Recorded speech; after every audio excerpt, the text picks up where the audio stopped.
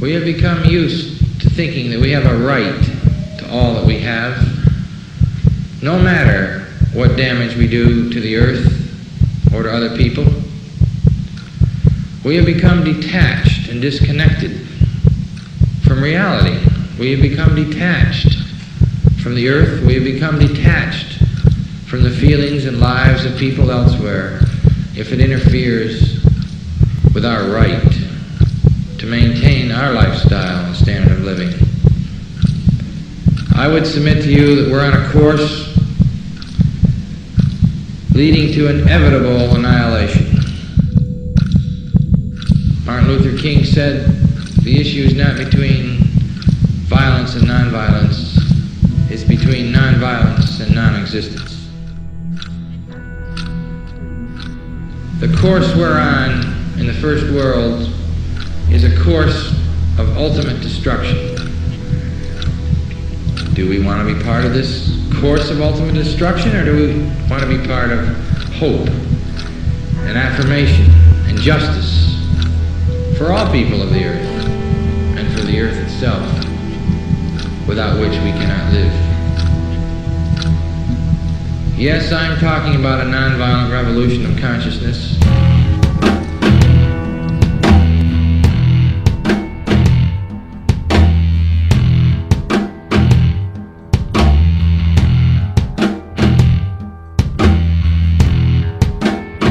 Everyone comes to a point in life in which we reflect upon those things that matter.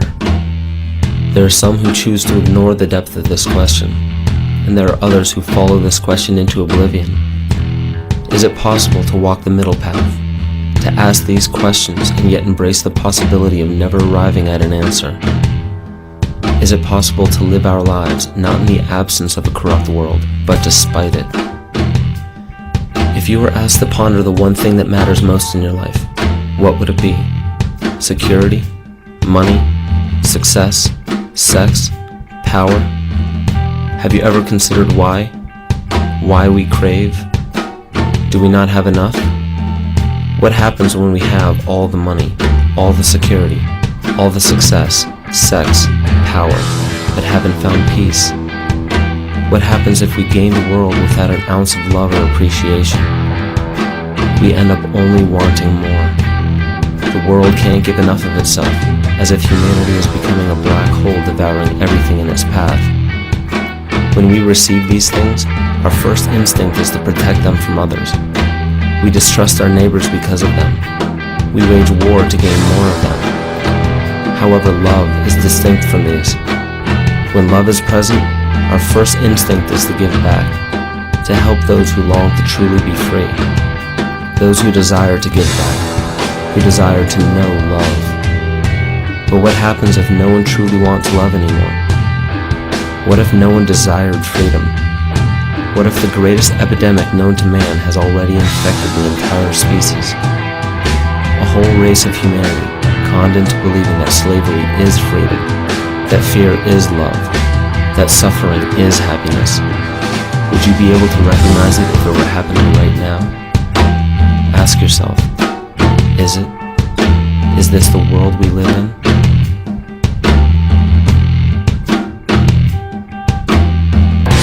You ain't got nothing to live for, you're better off dead. Yes, but what if a man has got something to live for? That's different. Then nothing should stand in his way.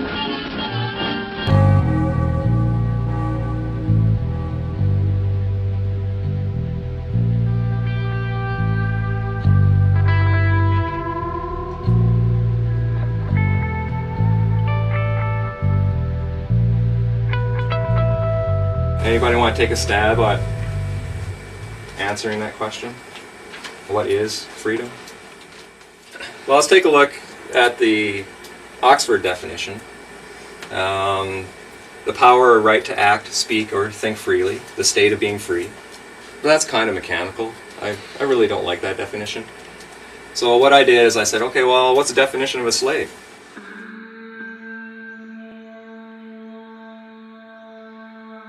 A person who is the legal property of another and is forced to obey them, or a person who is excessively dependent upon or controlled by something.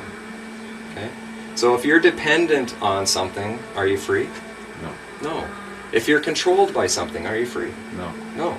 So if we want to be free, then maybe we need to get rid of our dependencies and the controls in our life.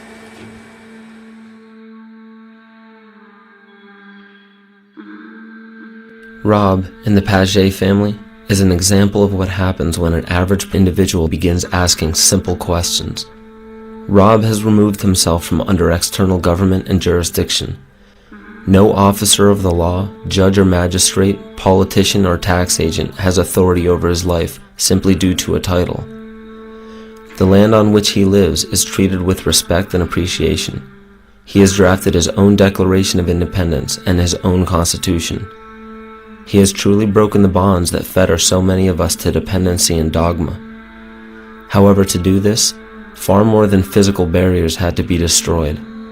Upon Rob's realization that he is truly becoming free, an inevitable realization of responsibility presented itself. When excessive dependence upon something is recognized within, the heart and mind revolt. The initiation of an authentic revolution always begins within the individual. Pay attention not to the physical steps he took to become free, but to the spirit of his path.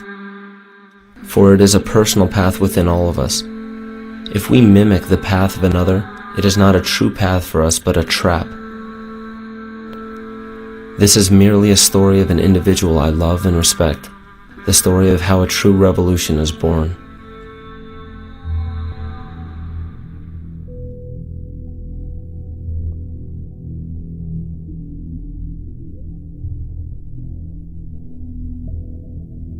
With self-governance, I am 100% responsible and 100% accountable for everything that I say and do.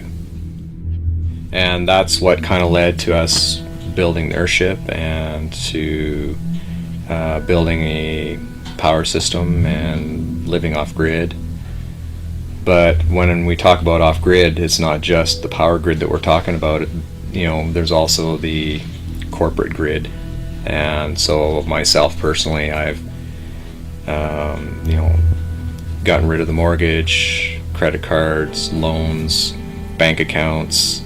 I don't have any of those kind of things anymore. So I'm off of the financial grid and I'm off the corporate grid as much as possible as well.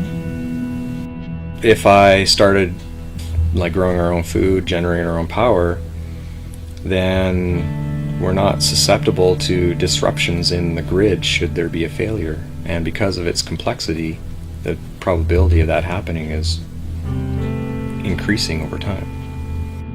The complexity of a system is a direct reflection of the amount of burden that the people are placing upon the system. Every government would have to grow if you keep placing more burden upon it. All of that burden is actually the responsibility that we no longer, as the citizens, want to take care of on our own anymore. We want our government to take care of it for us. So all of that burden feeds the system, and that's how the system grows. If a system is becoming faulty, if a system is becoming corrupt, that's because the foundation or the soil that that system has grown out of has become faulty and has become corrupt. So that's the first place that we need to start looking, is the foundation, the soil that this system grew out of. We need to start looking at the people.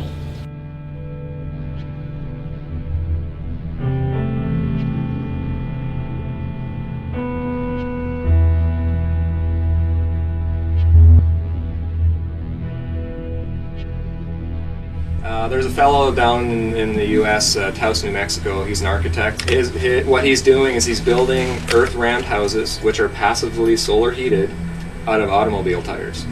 And you stack the tires like bricks, pack them full of dirt, and they're backfilled, and they're completely off-grid. The sun heats the dirt and the mass, and that heat then radiates back into the house. And then in the wintertime, because the sun is so low, it penetrates deep into the building to warm up the building, and in the summertime it's really high, so it doesn't penetrate the building at all, and it keeps the building cool. And collect water off the roof into cisterns, and we recycle water in the house, and solar panels for power generation. So the house essentially is like a self-contained ecosystem because it collects its own water, treats its own waste, generates its own power, generates its own heat, and it's all built out of recycled materials that are abundant out in our ecology. There's automobile tires all over the place, right? So trying to build houses out of materials that you can find readily laying around.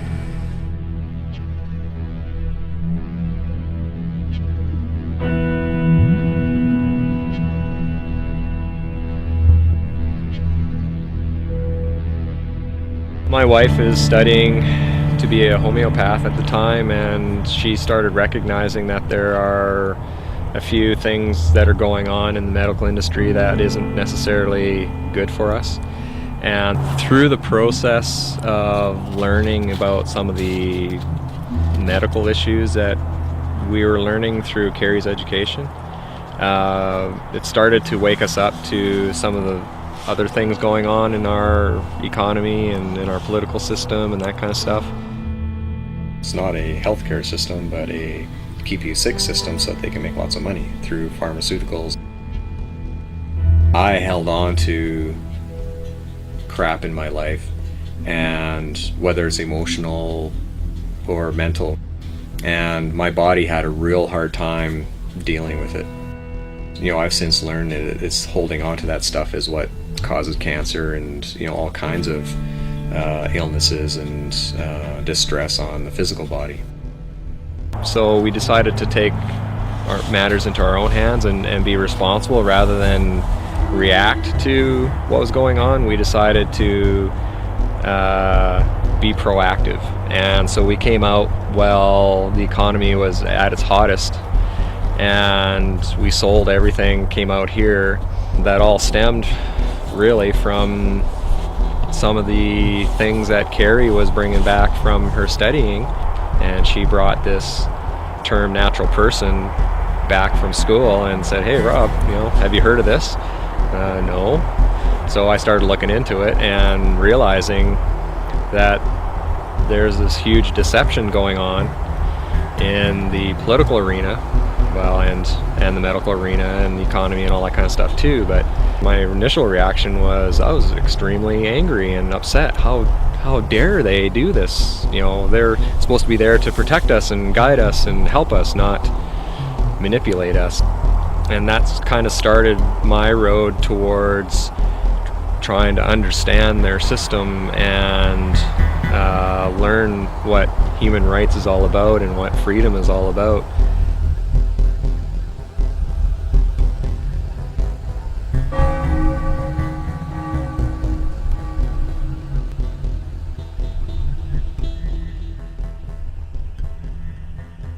What is the law?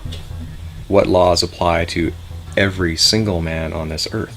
Because they often say no man is above the law. Okay, so which law are they talking about then? Well, there's common law, there's civil law, there's contract law, there's Sharia law, there's Christian law, like there's all kinds of laws. Mm-hmm. Admiralty is just one of them. And when it comes down to it, a lot of those are only associated to activities depending on what we're doing and what we consent to. So corporations, for example, are all subject to a number of laws because they are the creation of the government. So the master gives the rules for the servant to follow. Okay? So does that apply to you? Well, unless you're a corporation or you're behaving as a corporation, the answer is no. So I asked the question, what is the law? The history of law gives us an understanding of its evolution, which is intimately linked to the evolution of our species. The function of law does not simply govern our physical actions. We have many layers of existence, including physical, mental, emotional, conscious, and spiritual. Because we cannot escape any of these, an affliction to one of them reverberates in consequence between all of them. It is irresponsible to assume that law pertains only to portions of our lives. Law is the very foundation of life itself. All law forms today are based upon our consent. Should the people of today discover the important truth that we can say no at any time, we may find a revolution within the current system to be inevitable.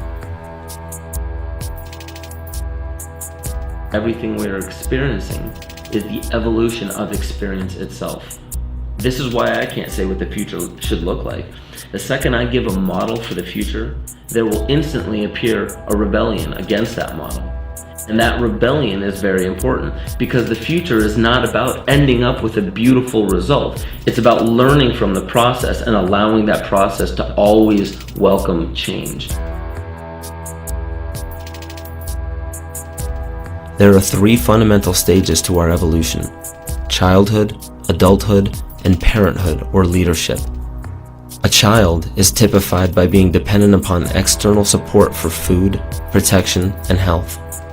In the animal kingdom, the transition from childhood to adulthood is complete when the child is no longer dependent upon others to be fed, protected, and kept in good health.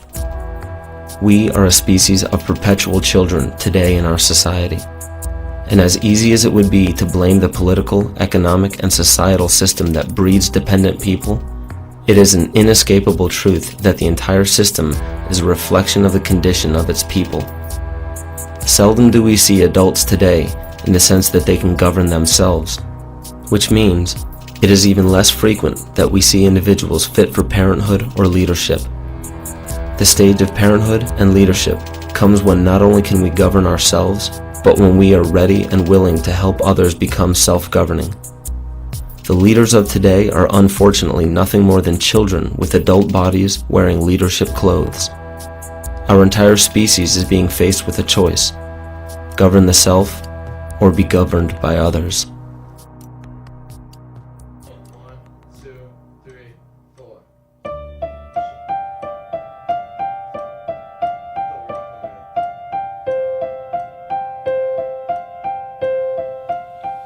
Problem with courts these days that I see is that people don't see them for what they really are. I was raised to respect authority, follow authority, and do as they say. And I think most people are brought up that way. What I've learned though is that authority is based 100% on our consent to being governed. And I found a Supreme Court ruling that says that the consent of the governed is a foundational principle of democracy. Now, what's consent? Does that imply that you have a choice whether you're going to agree to that or not? And I would suggest that the answer is yes. So we all have free will choice to consent to being governed. When we do that, then we've given them permission to use their authority over us. So when we used our free will to apply for or register for something, we gave them permission to create a corporation to interact between the man and the system. And it's that corporation that the system acts upon. But because we don't know who we are, we assume or we think that that is us. So when you take a look at your credit card or take a look at your driver's license or your birth certificate or any of that kind of stuff, a lot of people, and including myself, thought that that was actually me. And that's not true. So when the courts are acting upon it, all they can really act upon is the corporation. And the only reason they can act upon the man is because we agree to be the representative of that corporation and bind ourselves to the terms and conditions of that agreement. But we can say no at any time. Give the public the facts. They have a right to know. Got it? If you have those documents, such as licenses, registrations, permits, applications, that is your consent to being governed by certain guidelines, regulations, acts, stipulations, laws within that corporation, because you are asking for a service and they're saying, okay, as long as you follow these rules. If you signed any of those contracts, which are represented by a legal fiction set up in your name, then you yourself are bound by those rules, bound by those regulations, because you did that. You consented to being governed by that. So in order to remove yourself from that, you have to dissolve those contracts. Sometimes they make it seem mandatory that you must comply, and it's just the language that's being used. That's one thing you want to become very wary of, is the language that they use.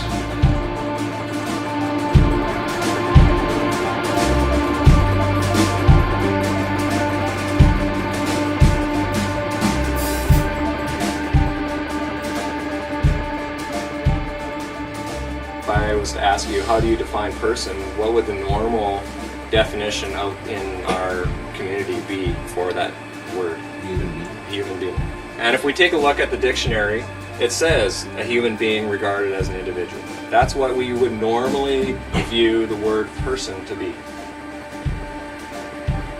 In law, okay, now we're using their words. Whenever you're dealing with corporations and the government and all that kind of stuff, person means an individual or incorporated group having certain legal rights and responsibilities.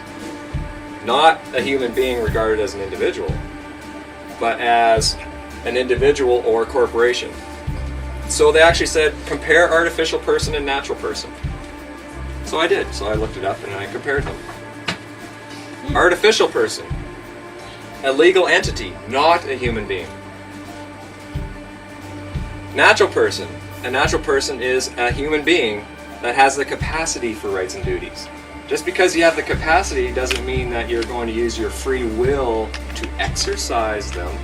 You have the capacity for rights and duties, but it's up to you to exercise them. I actually found the legal dictionary that they use in the US. So every time they argue about the definition of a word, yeah, it's a volume that's as long as my arms of books. So by curiosity, I looked up the word person. And on each page there was probably, I would estimate, about 15 different definitions with each court case. And the word person ran for around 250 pages. So there's literally thousands of different definitions for the word person. How can anybody possibly learn all that in order to protect yourself? Well, part of the Magna Carta states that to none will we sell or deny a right or a justice.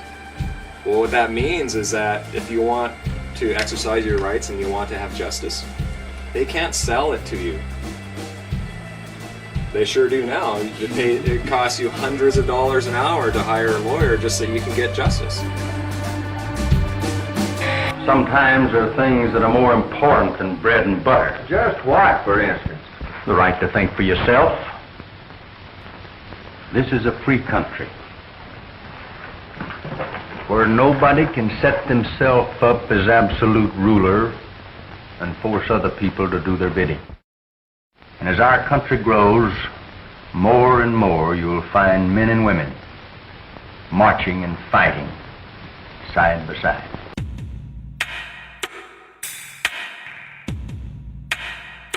So at the Revolution, the sovereignty devolved on the people, and they are truly the sovereigns of the country. But they are sovereigns without subjects, with none to govern but themselves. The citizens of America are equal as fellow citizens. And this was a U.S. case in, what's the year, 1793.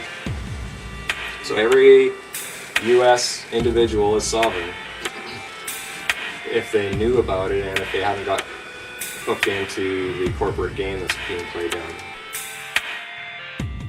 So, a sovereign, a person, body, or state vested with independent and supreme authority. So, if you're sovereign, does that mean that somebody else has authority over you? No. You have the supreme authority. What about an officer of the law? They have no authority over you. They're your servant, okay? But what they do is they try to get you into a contract so that you contract away your rights so that they then have authority over you. Asking for a driver's license, insurance, and registration. If you give it to them, that's a contract. You then gave them authority. Then they can do whatever they want to.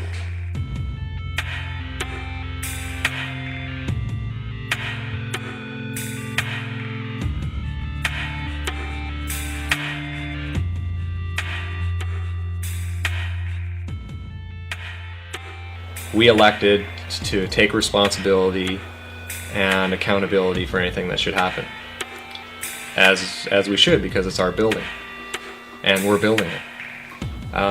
So we essentially went ahead with it and waited for the county to say something. About 3-4 months into the project, we received a letter. That letter essentially indicated that we noticed that there's some development. Please stop the development until you fill in a development permit.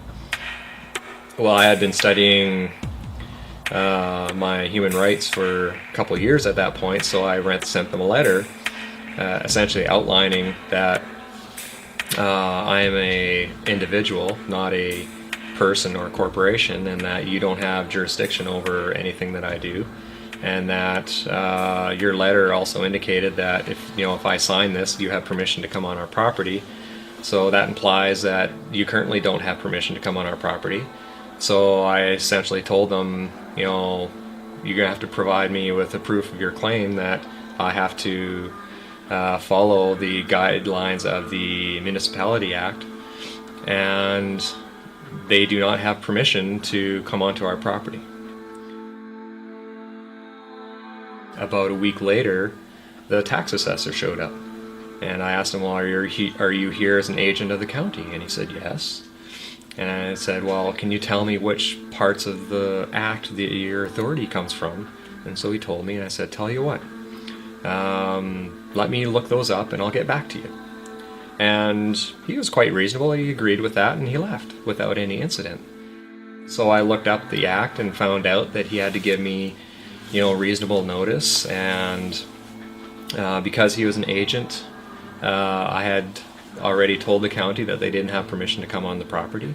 So I had grounds for several charges, if I wanted to, of trespassing and breach of the Municipality Act against this guy. So I confronted him on it. The final result was I got a letter from the minister indicating that I had several good points in my letter, and that he encouraged me to settle my dispute with the county, and he essentially washed his hands of the whole thing.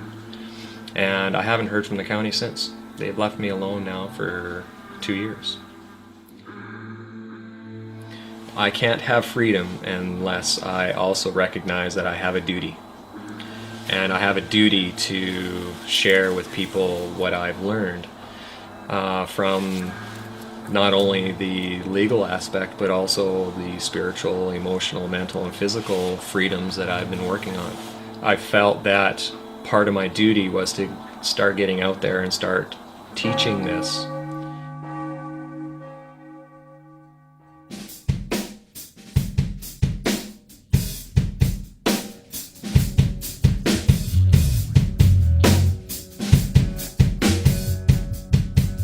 Petro. Yes, sir. Stand by for operation of the time machine. Yes, sir. Where to this time, Captain? Back to the year 1215 and King John of England. Yes, sir. Everybody's familiar with Robin Hood. King John, the tyrant, was actually real. The problem with King John is that he did not know how to fight a war, and he had no land to his name. So he ran to the Pope in 1213 and asked Pope Innocent III for some help. And what he did is he actually turned over the whole Kingdom of England to the Pope in return for support from the Pope so that he could fight his wars. So that little document essentially turned King John into the Pope's vassal, which means that he promised to be loyal to the Pope, and the Pope then owned everything in England. A couple years later, his barons cornered him and stuck a knife to him and said, you know what, we're not happy with the way you're treating us, we want you to sign this Magna Carta. But if I sign this, I shall be no king. You have given me 24 overlords. These 24 will see that you carry out the terms of the Magna Carta. You have no choice, King John, but to sign. So the Magna Carta was the basis of English law. That's right, Jet. And the basis of American law as well. The English Magna Carta became the model for the American Bill of Rights. This is the founding document for our human rights within our country, within Great Britain, within the United States, Australia, New Zealand, South Africa, any crown colony. Their legal systems are based on this document. But he was doing it at knife point. He's under duress. Is that a legal contract? No. So I have a question. If it was under duress and this is not a legal contract, then how can they possibly continue using this document as the basis for our legal system?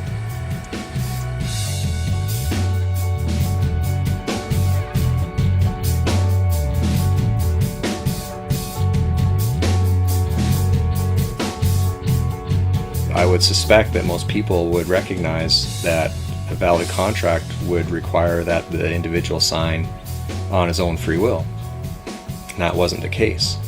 And the Pope at the time, Pope Innocent III, recognized that as such because he also said that it was invalid.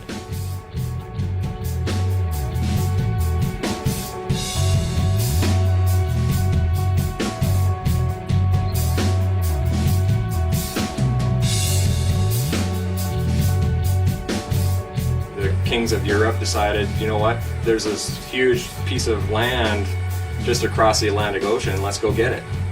And so how they did it though is they chartered corporations. You know, the king set up a corporation and it was funded by the king and bankers and that kind of stuff, and they came over and they stuck the flag into the ground and say, you know, we claim this for the King of England, and set up shop and started dealing with the First Nations people that are here. And you know, I'm not going to go into all the atrocities that happened.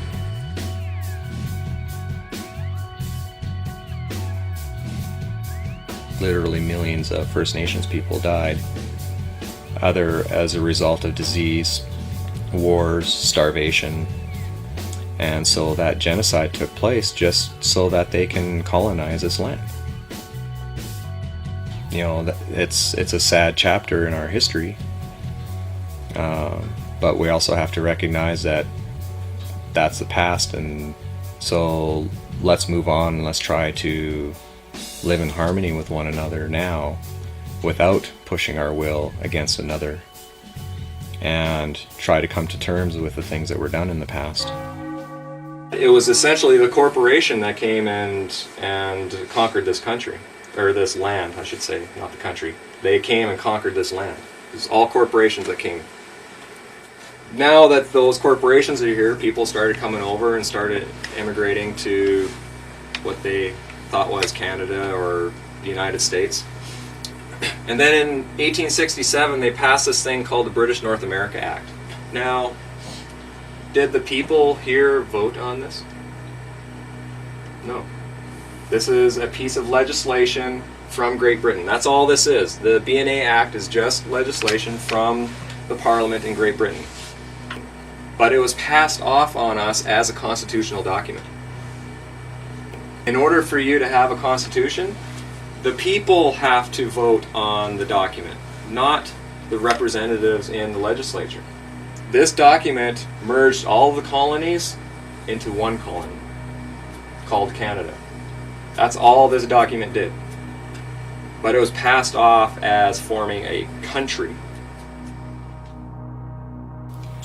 The people of Great Britain went and started traveling around the world and bringing their legal system with them. And even though the US declared their independence in 1776, they still based their legal system on British system. They're all based on that common law system, but there's also the Admiralty system that came with it. Representatives from, you know, Canada, Australia, South Africa, New Zealand, you know, all those got together with Great Britain and started talking about, okay, how can we really set things up so that we can be autonomous from Great Britain? And so they actually met for a couple of years, 1926 and 1930, to formulate how this was going to work.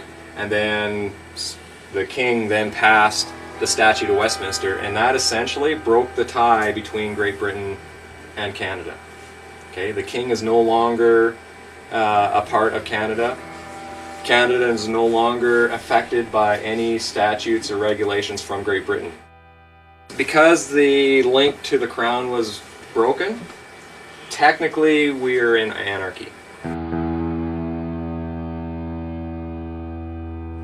We have no document to actually set up the framework for how our government is supposed to operate in this land.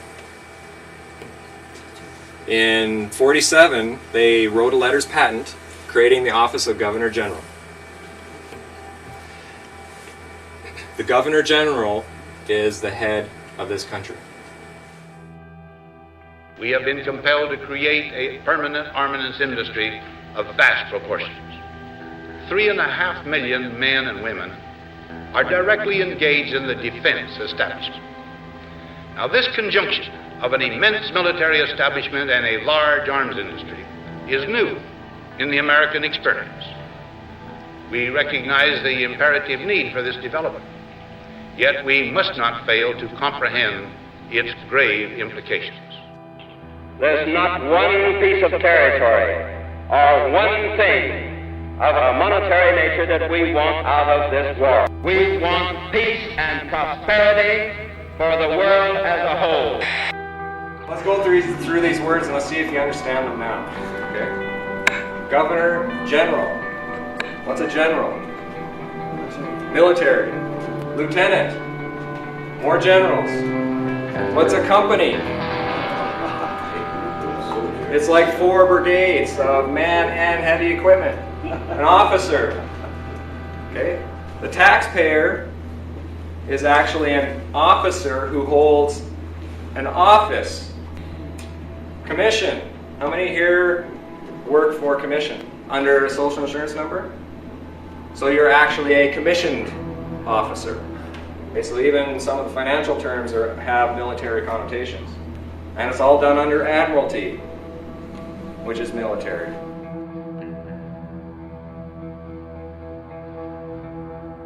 When you turn 18 and you start working under a social insurance number or accept a birth certificate, you're actually accepting being posted at a military post, evidenced by a name, address, and a date of birth. Because what was birthed? A vessel, right? It's a military vessel.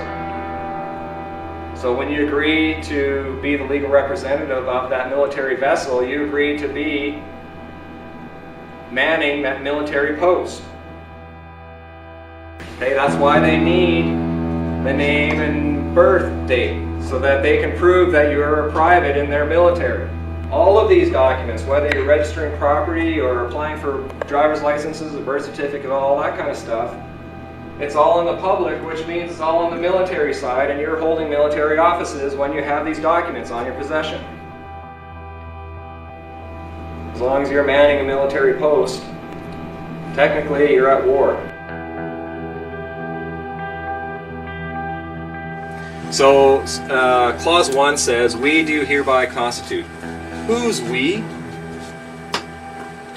I don't remember seeing any documentation that said the people of this land gave them permission to constitute that office.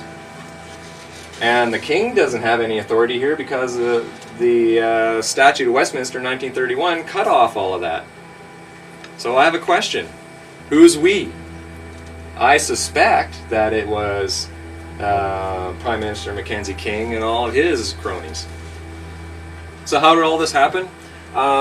This guy here, our Prime Minister, Mackenzie King, I did some reading on him, and I found out he's actually really good friends with John D. Rockefeller Jr. And he actually spent a lot of time in New York. He actually consulted with him.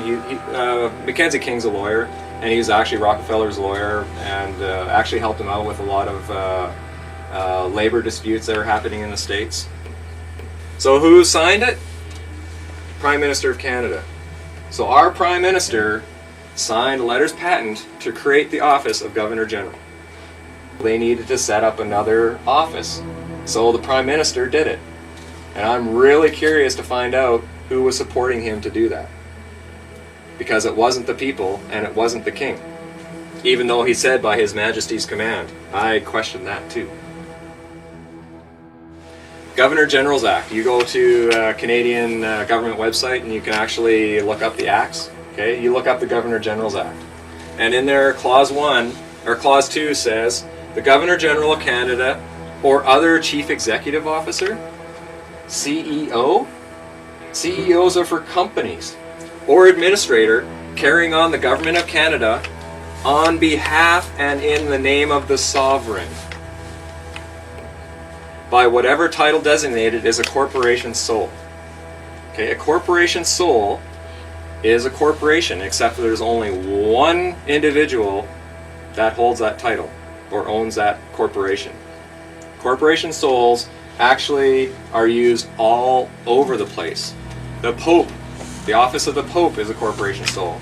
The office of the King is a corporation soul.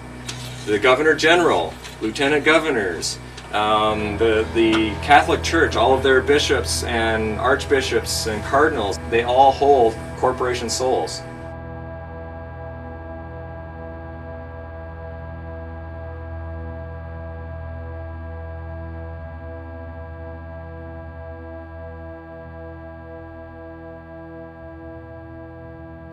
This was on the Governor General's website about 10 months ago. You won't find it now because they changed it. So I'm really glad I got a screenshot of it. But it says here, Canada is a parliamentary democracy and a constitutional monarchy. Yeah, whatever. This means Canadians recognize the Queen as our head of state. Canada's Governor General carries out Her Majesty's duties in Canada on a daily basis and is Canada's de facto head of state. Does everybody know what de facto means? Illegitimate but in effect.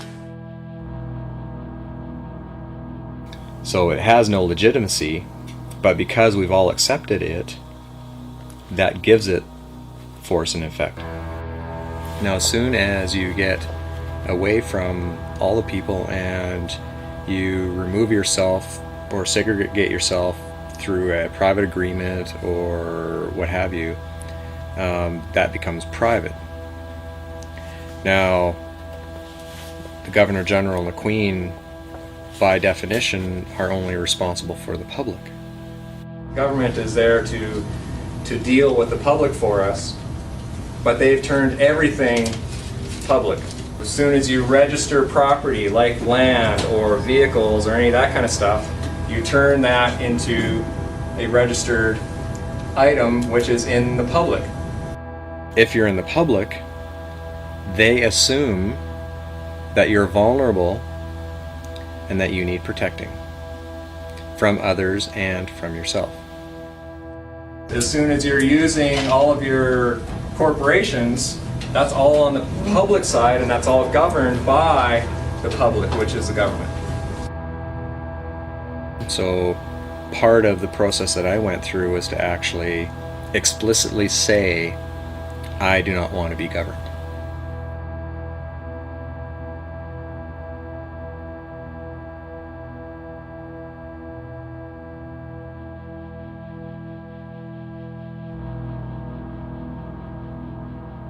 This is the fundamental rule of all forms of law.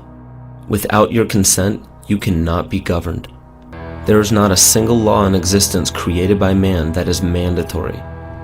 There are many that give the illusion of being mandatory, but therein lies the most important aspect to all of this. It is your responsibility to investigate and understand what governs you.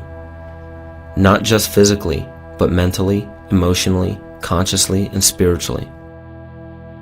There are tyrannical governments that force their law upon the people unjustly. Some do not have much of a choice to move away from these areas. However, most do have a choice, yet allow justifications to keep them exactly where they are. If we were on a train track just minutes away from being hit, most of us would move, yet some have the tendency to complain about how inconvenient it is to move. There is still a choice. Human ingenuity can surmount any obstacle. The only requirement is the desire to surmount. If we are willing to complain or rebel against the system that governs our actions, we should know how and why it does so. In doing this, it is important to understand who we are, where we are, and what options we have.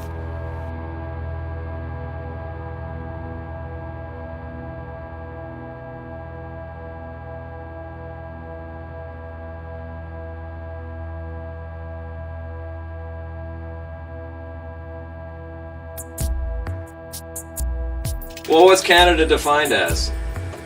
In the Interpretation Act, Canada, for greater certainty, includes the internal waters of Canada and territorial sea of Canada. Okay, now that word includes is a tricky word.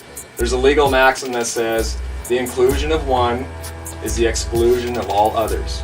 Okay, so whenever you see the word includes, it means it's this and nothing else. Hold on here.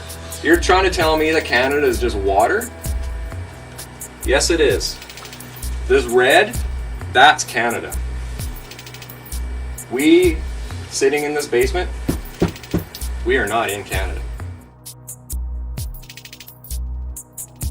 Well, the term Turtle Island, my understanding, is an actual word that the First Nations people called North America. When the Europeans came over, they then started putting their own terms and words to the land. However, it was all done through corporations. Well, that's why they need the Admiralty courts, because Canada is only water. You can't have law of the land if you have no land. You need Admiralty courts to operate in Canada because it's all water. You need your ships. Okay. Everybody know where they fly the flag on the Parliament buildings in Ottawa? On the top of the Peace Tower, because they don't have any land to plant their flag. You need land to plant a flag. Take a look at the U.S. Securities and Exchange Commission. You type in the word Canada, it's listed there. Canada actually has to file with the U.S. Securities and Exchange Commission every year.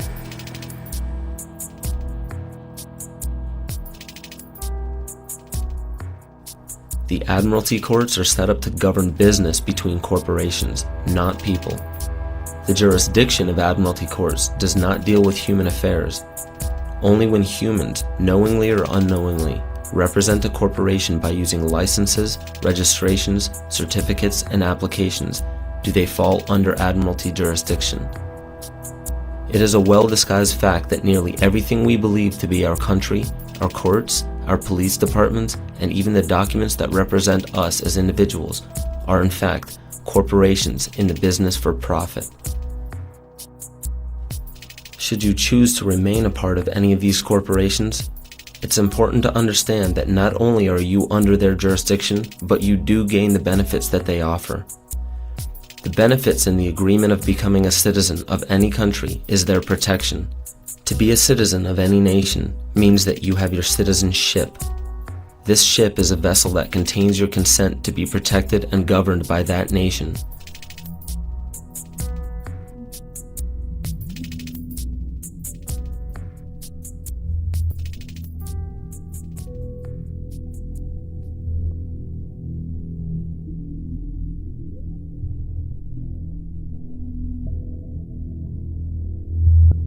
It was November of '07 when I actually got pulled over by city police. You know, they had 2 or 3 police cars there, but what essentially happened is he came up to the window and said, you know, asked me for my driver's license, insurance, and registration.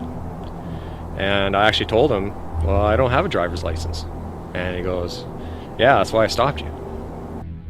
I'm not a corporation, and I do know that I'm not here to submit to other people's authority. I didn't realize it at the time, but I was actually testifying to him. I didn't need to tell him that I didn't have any of those documents. At that point, he then asked me, well, what's your name? Well, I told him, well, my friends call me Rob. I don't let a name define me, or I don't let a career define me. I'm not a name or a label.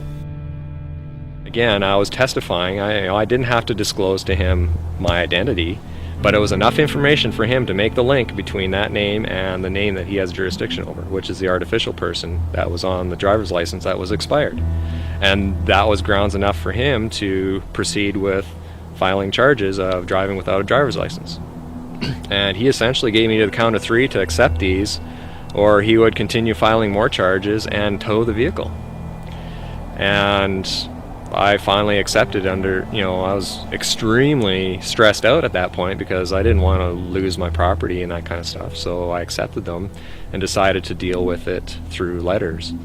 Like if I was a judge, for example, and you walked in and claimed that you're sovereign, one of the things I'm going to look at is, okay, does this guy behave like a sovereign? Did he, provide me with pre-notice and, try to resolve the issue before it even came to court? And was he honorable in his communications and his interactions with people? So at that point, I started a letter campaign, writing letters to him to ask him, for proof of claim of a whole bunch of things that he was claiming over me. And he essentially ignored all of those. So I showed up in court for the plea. Okay, now I know what the plea is all about, right? So I didn't go in there with all my books. I essentially went in there to essentially say, you know what, there is no harm done here. There's no cause for this court to be hearing. The judge wouldn't hear any of that. He kept asking me for the person, Robert Ernest Page, and I kept saying, well, I'm here on this behalf, because I'm not that person. I'm man.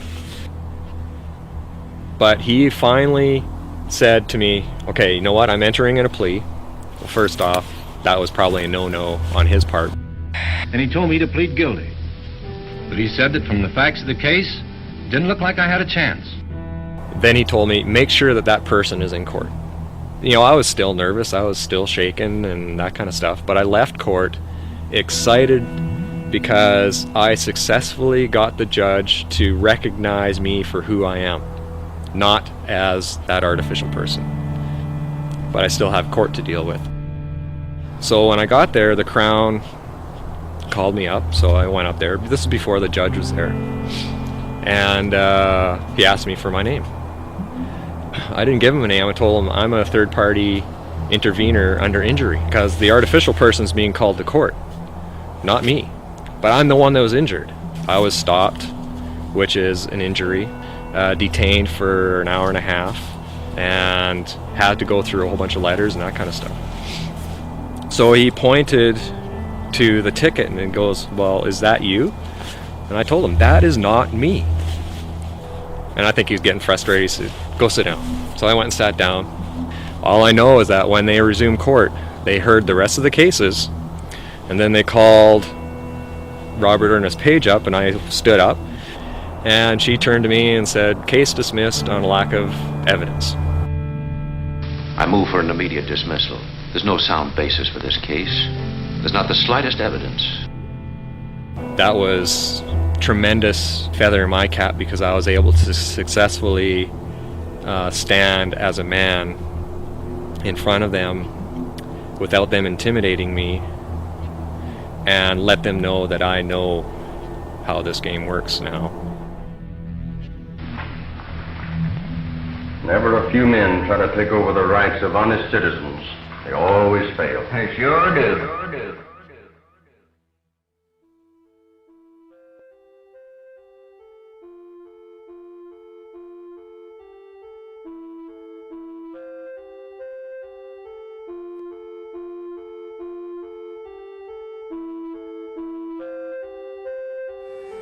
The created cannot be greater than the creator.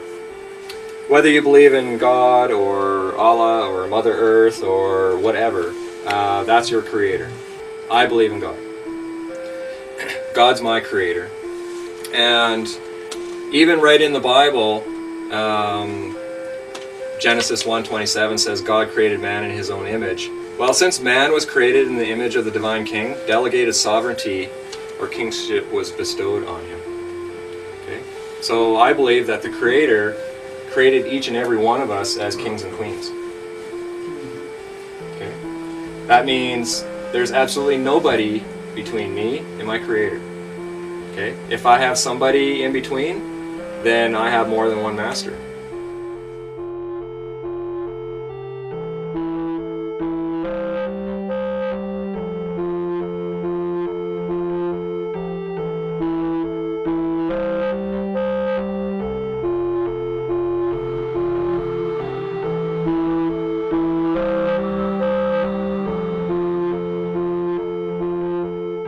Masters could be the pursuit of money. Money would be one master that I used to bow to. I would do anything for money. Other people, I used to submit myself to other people's authority without even question. Whether that be, a teacher or politician or police or whatever. Does that mean I don't respect them? No. I honor them for who they are and what they're doing and the path and the journey that they're on. But does that mean I have to bow to them as a master? No. Anything one fears could be construed as a master. But that also means that our creations are our servants. Okay? We created government. We created the corporations. We created all the bylaws and legislation. Okay? They're there to serve us. We're not completely out of it yet. We still have dependencies on, our internet connections and our phone bills because we still want to communicate with people. But for the most part, I've been able to unwind myself from the vast majority of all of those requirements that most people have. Years ago, I was very materialistic. I was, working hard for, big houses, big cars, lots of money, that kind of stuff. And then when I recovered from my depression, I realized that life is all about my relationships. Relationships with individuals like yourself, my friends and family, but also with relationships with my food or my environment. Sometimes I still struggle with that. This is a journey. It's not something that's, open a door, walk through, you're a changed man, and this is something I'll probably have to struggle with the rest of my life. Every once in a while I stumble, but I see it for what it is and forgive myself and just move on. And that whole entire process was a lot of hard work. Like, it was extremely painful, took a lot of energy, but I'm at a point right now where if I had to do it again, I would, because I learned so much about myself. And it positioned me very well to actually get together again with my wife. We were separated for 3 years. We reconciled the marriage, and we've been going strong now for almost 10 years. I believe the solution's available for anybody, whether you live in a democratic society or under a dictatorship or whatever. I believe the solution's simple, and I believe the solution is within ourselves. There are billions of people wandering this globe with perspective, scope, belief, dogma, morals, fears, desires, and hidden agendas. It's difficult to comprehend exactly what drives each of them. When looking at the surface of this unique condition the planet is in due to only one species, it may seem as if we aren't truly interested in freedom anymore. Maybe we're not truly working towards growth, prosperity, and peace. Again, it's difficult to pinpoint why we are a species of perpetual war and perpetual deceit, matched by perpetual heroism and perpetual compassion. There is no one answer to explain it all, and yet even if there were, it wouldn't be the intellectual answer that we desperately want it to be. The most we can do as individuals is to begin acting like individuals instead of acting like machines on autopilot from some primal program set in motion millions of years ago. What would this planet look like if we took back the one power we consistently give away? Choice. because there is always a choice. Good, bad, indifferent, there is always a choice. Love, fear, growth, decay, life and death, there is always a choice. And the picture-perfect ending or eternal struggle is but a consequence of the direction we choose to travel from here. So rather than looking at fear, right now, look at this as the moment of opportunity, because there's something so much better on the horizon, but we can only get there by eliminating the structure as it is now, because the structure as it is now is providing for our extinction.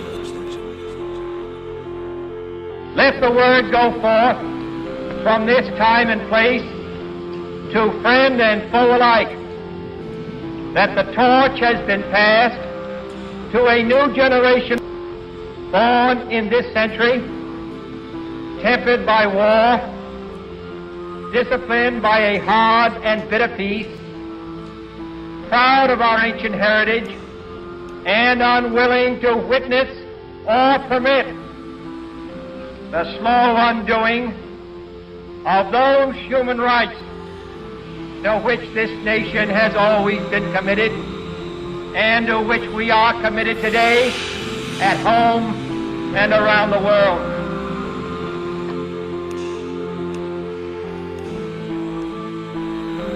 I had to be willing to accept what other people had to say, do critical thinking to evaluate whether it was true or not. I had to learn. I had to learn how to change. I had to face my fear and confront my fear. I had to be honest with myself, which was difficult. I had to learn how to let go. And I had to learn to stand up for what I believe. And I had to learn that it all took hard work to get through all that.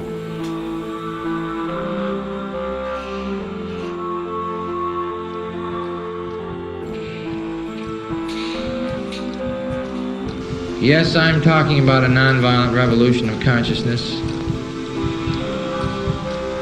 A consciousness that is able to understand how we're all inextricably connected to each other on this earth and to the earth itself. And that if we violate those fundamental principles, we do so at our own peril. Yes, we can continue to live in this delusion and the denials of reality because it's painful. It's frightening. Sometimes it's terrifying. It's terrifying to face the truth. So I ask each of you to search your hearts as to what your truth is for being a citizen of the earth, promoting justice as a foundation for peace. It's not going to happen magically, and I think it's not going to happen by relying on these political structures and institutions.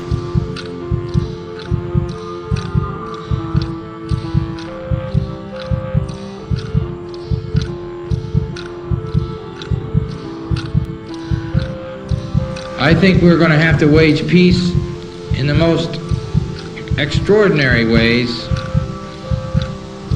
whether our government wants it or not.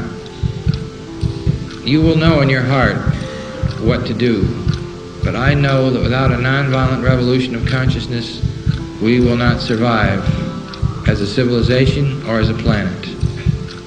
We can choose to have peace if we want to pay the price. And what more glorious goal and value do we want than peace for all people? And so I look forward to working together with you all, with we the people, to build a new society. A society that understands that we are not worth more and they are not worth less.